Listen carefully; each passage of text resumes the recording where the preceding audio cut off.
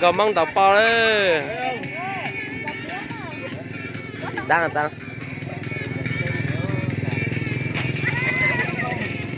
gò măng tàu đây đấy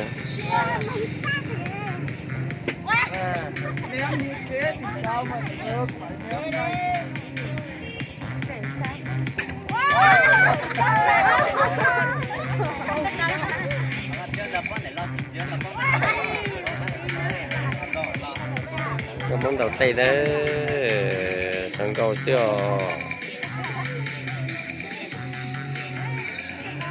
thế là mất 2 chai, một chai thôi. Bây giờ mấy chai hỏi lên mấy chai chứ. Thế thì chơi làm tao ném chúng rơi mấy chai lên mấy chơi đi. Mỗi thằng quả.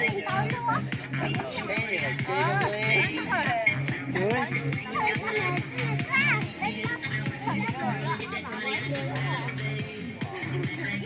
Thằng ai quả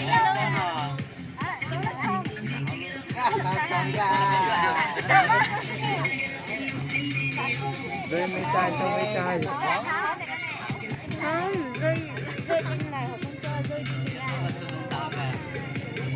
thế à thế ném mạnh vào cái kia kiểu gì nó cũng rơi sang kia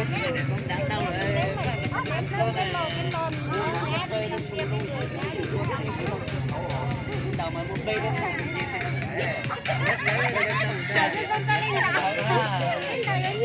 có tay nó xong rồi mấy giờ có tiền chỗ luôn tao chuyển tao cam á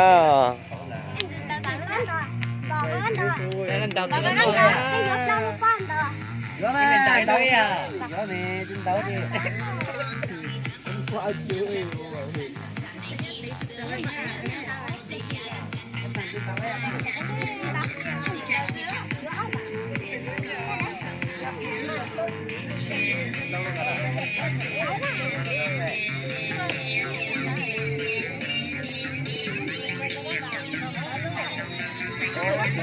đâu thì tia đấy đó là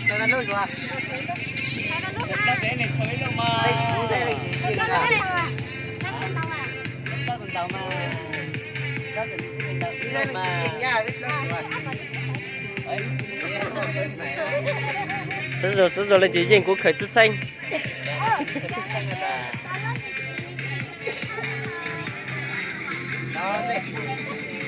đây hả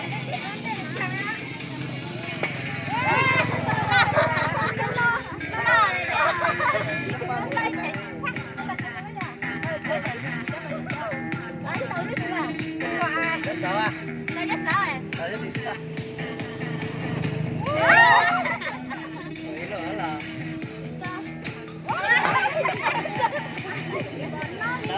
Ghiền Mì Gõ để không bỏ lỡ những video